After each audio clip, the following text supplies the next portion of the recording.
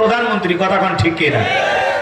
বিরোধী দলীয় নেতা যিনি তিনিও পুরুষ, বর্তমান সরকার দলীয় নেতা যিনি তিনিও পুরুষ। কিছু কইলে রাগ করবে না, কথা বলে ঠিক কিনা? এজন্য চলুন আমরা আলোচনা শুরু করি। মন খারাপ করতেছেন? তাহলে কোন প্রেক্ষাপটে আল্লাহ তাআলা তার হাবিবের উপরে সূরা কাউসার নাজিল করেছেন আমি কি একটু বলবো? এই যুবক রেডি আছো তো ইনশাআল্লাহ? তাকবীর দান, লিল্লাহি তাকবীর। আর তাই বলে তোমাদেরকে কি আমি সিনেমা দেখার জন্য বলছি নাকি? হ্যাঁ, যাওয়া যাবে, জায়েজ না হারাম?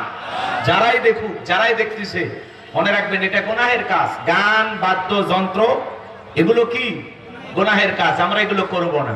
আল্লাহ আমাদের এখান থেকে যুব সমাজকে বেঁচে থাকার তৌফিক দান করুন। জোরে বলুন আমিন। এই যে ঘুমাইছেন আরেকটু তাকবীর দান, লিল্লাহি তাকবীর। সম্মানিত ভাইয়েরা আমার, বিশ্ব নবীর প্রিয় সাহাবী হযরত আনাস রাদিয়াল্লাহু তাআলা আনহু বলেন, নবীজি কাবার হাতিমে হেলান দিয়া বসা, আমি তাকায় দেখি নবীজির মনটা ভীষণ খারাপ, মুখটা মলিন, চোখের কোনা দিয়া অশ্রু ঝরতেছে। হযরত আনাস দেখে বলেন, কিছুটা সময় অতিবাহিত হয়ে যাওয়ার পরে আমি তাকায় দেখি আমার নবীজি মুস্কি মুস্কি হাসতেছেন। হযরত আনাস দেখে বলেন, নবী গো, এই মাত্র দেখলাম মনটা খারাপ, মুখটা মলিন, চোখের কোনা দিয়ে অশ্রু ঝরতেছে, আবার কেনই বা মুস্কি মুস্কি হাসেন? আমার নবী কেন কাঁদেন, কেন হাসেন? এর পেছনে রহস্য আছে না নাই? নবীজির কান্না করার কারণ হলো নবীজির কলিজার টুকরা ছেলে সন্তানগুলো মারা যায়।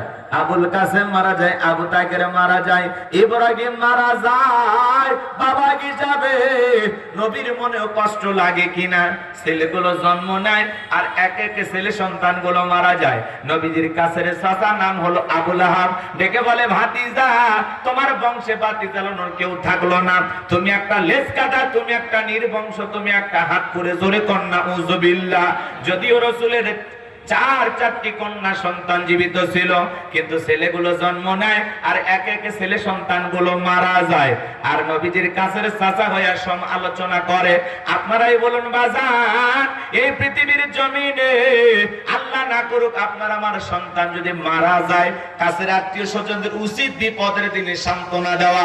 বাবা তুমি সবর করো, ধৈর্য ধারণ করো, জীবন মৃত্যুর মালিক আল্লাহ। আল্লাহ সন্তান দিয়েছেন, আল্লাহ নিয়েছেন, মন খারাপ করো না। আল্লাহ যদি চায় বছর না ঘুরতে আবারও তোমাদের ঘর আলোকিত করে সন্তান দিতে পারেন।